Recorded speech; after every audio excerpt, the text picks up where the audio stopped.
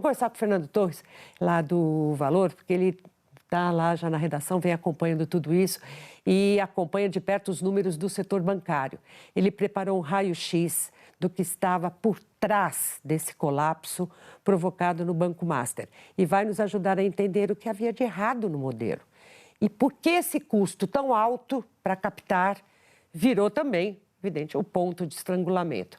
Muito bom dia, Fernando. Você me desculpe pela minha revolta aqui por conta do mau uso por empresas duvidosas dos fundos de pensão. É um absurdo. É porque é recorrente, fundo de pensão, né? É recorrente. Não se resolveu nada desde lá atrás da Lava Jato. Continua fazendo, muda governo, vai, volta, não sei o quê.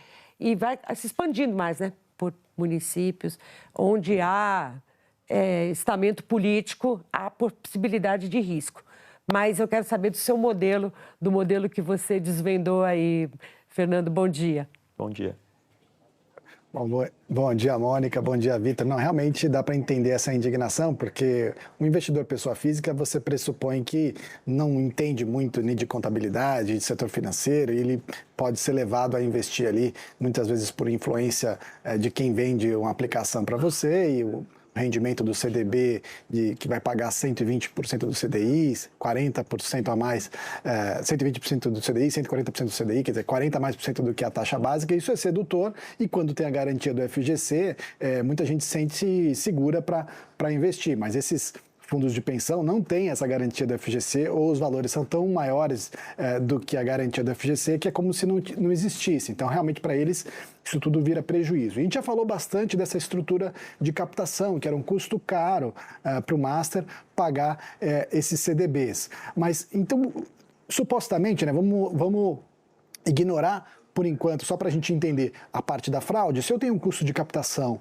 muito caro, eu tenho que investir esse dinheiro em operações que vão me render bastante juros do outro lado para conseguir pagar esse custo de captação e ainda ter um lucro. Isso é como os bancos funcionam normalmente. Quando você olha um balanço de banco tradicional, um banco normal, você vai ver o que tem ali dentro e basicamente são operações de crédito para pessoas, operações de crédito para empresas e aplicações em títulos públicos. Mas o balanço do Master era diferente, Mônica. Então, eu preparei aqui uma tela para tentar ajudar o telespectador a entender, se o pessoal puder jogar aqui na tela, o último balanço disponível do Master, e isso também mostra um pouco dessa transparência ou dessa falta de transparência, ainda é de dezembro de 2024. Ele não divulgou o balanço semestral de junho, embora a gente já esteja em novembro. E ali, em dezembro, ele tinha um total de 63 bilhões de reais em ativo no total. E quando a gente vai olhar a carteira de crédito de varejo, aquela mais arroz com feijão, ela era só de 3,7 bilhões de reais, era muito pouco, um pedaço pequeno do balanço. Quais são as outras linhas ali que a gente destaca? Uma linha de precatórios e pré-precatórios, que é um termo que nem existe juridicamente, mas ainda antes de virar uma decisão transitada em julgado, de 8,7 bilhões de reais, que são títulos que o governo um dia vai pagar, mas pode demorar muito tempo para ser pago. Crédito corporate. Num banco normal, isso são empréstimos para grandes empresas, para empréstimo para Petrobras, para Vale, coisa do tipo. No caso do Master, ele tinha um modelo de negócio em que esse crédito era dado para empresas em dificuldade financeira, normalmente com debêntures conversíveis ou estruturas parecidas, apostando que essa empresa ia se recuperar, que ia haver um turnaround e depois ele virava sócio dessas empresas. Então, para tentar turbinar esse retorno para conseguir pagar aquele custo do CDB mais caro. E fundos de investimento, e esses não são fundos de investimento igual a gente conhece, que você investe ali no seu banco. São fundos de investimento em que o único cotista é o próprio banco, mas que investe em outro fundo, que às vezes tem um crédito estruturado ali dentro, uma debênture ou participações societárias em empresas. São estruturas mais opacas, mais difíceis de conhecer e tudo indica que foi aí que a Polícia Federal encontrou operações que não tinham substância. Quer dizer, quando foi vender parte dessa carteira de crédito, que não estava em operações de crédito normal, mas estava dentro desses fundos para o BRB, foram olhar ali dentro e viram que, essas operações de crédito aqui não existem.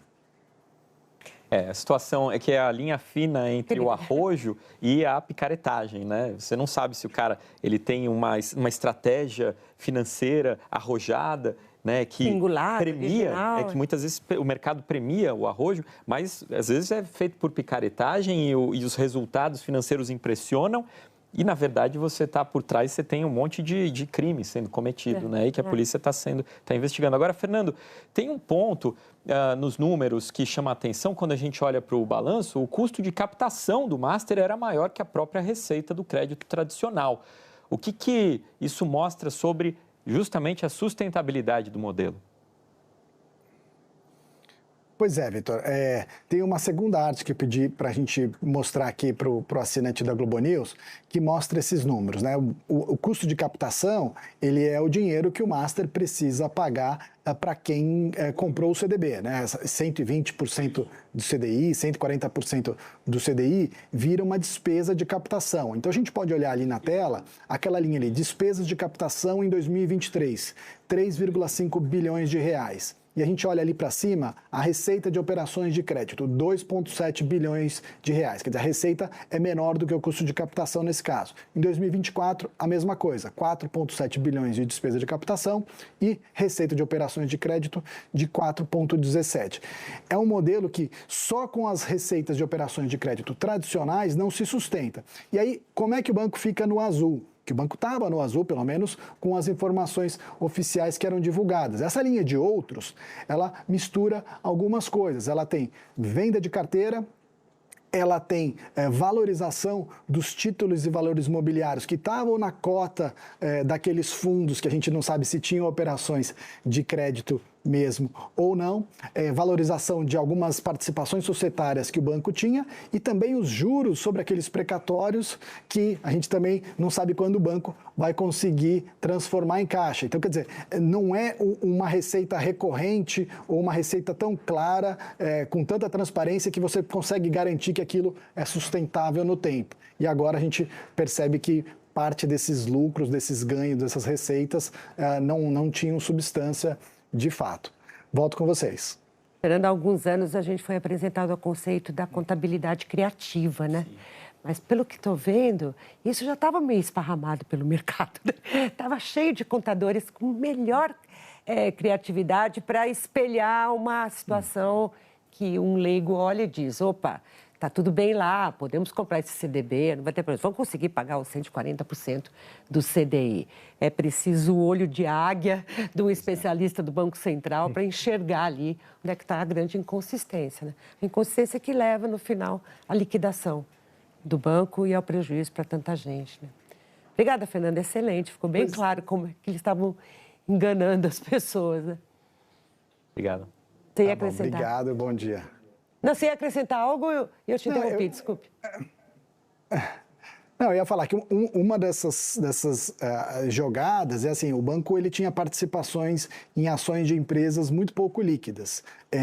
E aí, se você tem uma participação que num ano vale 100 milhões, no outro ano ela está valendo 150 milhões, só que essa valorização ela foi artificial, isso vira um lucro de 50 milhões para você, que é um lucro não realizado, mas que parece que você ganhou dinheiro ali. Esse é só um exemplo de como dá para manipular esse resultado. Você força a alta das ações de um lado, porque elas são pouco líquidas, e isso vira um lucro para você no balanço. Legal. É isso. Obrigado, Muito Fernando. obrigada, Fernando. Bom dia.